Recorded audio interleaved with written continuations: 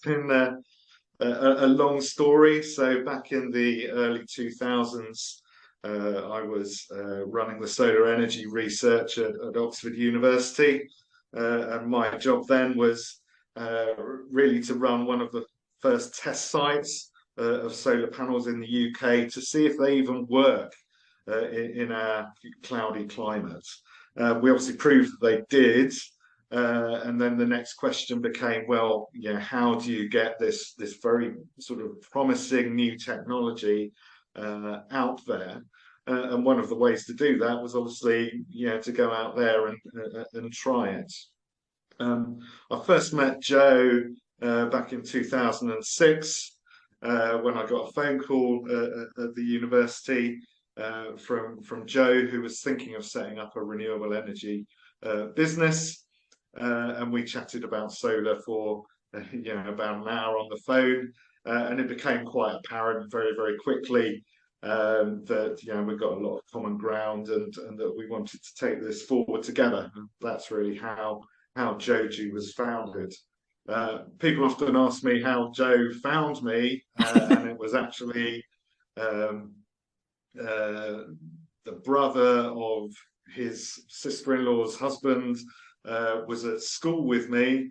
We were best friends when we were about 11, and he knew that I was doing solar energy work because he'd seen me on Friends Reunited. So we do actually have very, very early social media to thank for putting me and Joe in touch, and that obviously led to the foundation of Joju and its continued growth since that point. I think we're probably quite different characters, but I think we complement each other very, very well, and obviously that friendship has definitely grown over the last 16 years. I think when we started, I was kind of the tech guy, and Joe was the salesman. So if we look back at our very, very early projects, Joe went out there and sold a solar roof to a customer, and then all of a sudden I had to sort of dig us out of a hole and work out how we were actually going to build it. And actually that kind of complementary skill set, stood us in very good stead in those early years. Joe was continually pushing for bigger and more exciting sales, and that obviously led to bigger and more exciting technical challenges to solve and to learn how to do this. I mean, I think we look back and, at the very, very nascent stages of the market, we'd have, been absolutely gobsmacked to see the amount of, solar that exists in the UK at the moment. I don't think anyone would have envisaged there being anywhere near this much 20 years ago. And similarly, electric vehicles weren't even on the agenda when Joju was founded back in 2006. So that's really come around as a technology since Joju has been in existence. So certainly from that kind of technical perspective, things have changed a lot. I think perhaps the more interesting thing to us, but perhaps not to our listeners, is I suppose the way that Joju is transforming from what started out as a bedroom business to a team of 10 people, then 20 people, now to a company of nearly 100 staff, which requires very, very different approaches to management and processes to manage that change in the internal nature of the business, from being a small, perhaps slightly ragtag bunch of enthusiasts into now what is a fairly major company within the renewable energy sector, employing a lot of staff.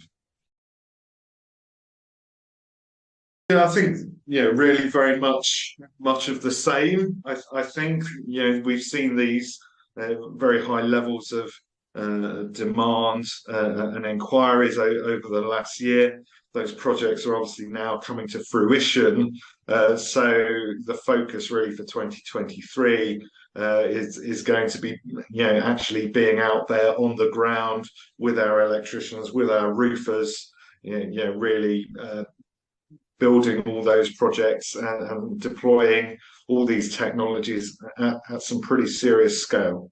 So I think, the residential solar market is certainly booming nationwide. We've seen installation volumes across the country going up threefold, and Joju is sort of no different in that. So we've, heavily expanded our residential solar team to meet that demand, and they're going to continue to deploy their solar and battery installations. I think last year was a pretty tough year in the marketplace, particularly with a lot of supply constraints, especially around batteries. That's beginning to clear now, and the stock is beginning to flow. So, we know we've had some customers waiting a long time to get their batteries installed, and I think we're now seeing that now that that product is flowing, that we'll be able to service that very, very high demand for battery storage.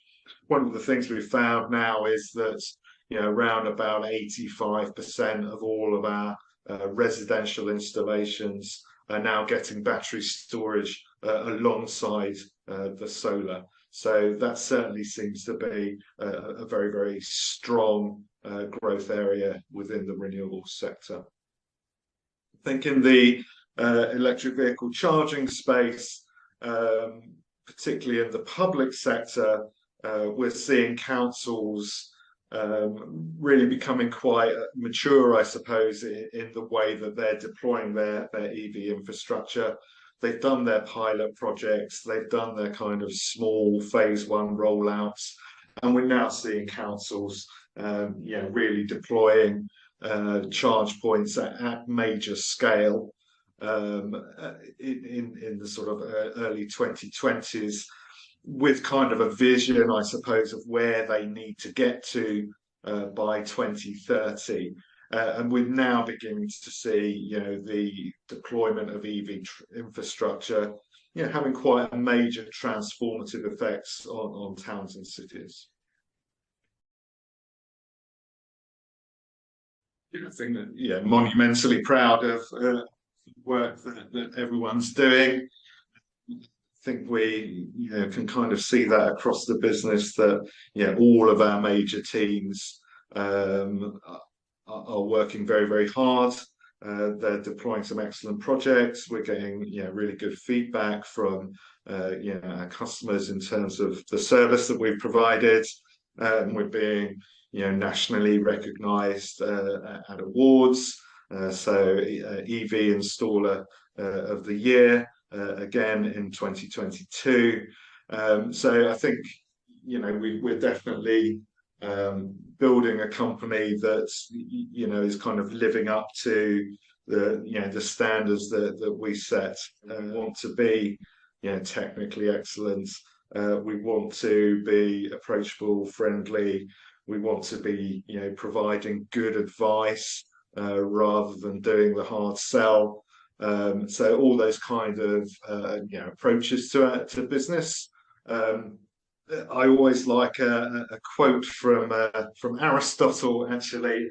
And Aristotle said that you are what you repeatedly do, therefore excellence is a habit, not a one-off action. And I think that's quite a nice sort of philosophy, I think, for Joju, is that it's not about building the glitzy project like Salisbury Cathedral or something like that. It really is about continual great service and great delivery of projects across the board many times during each year.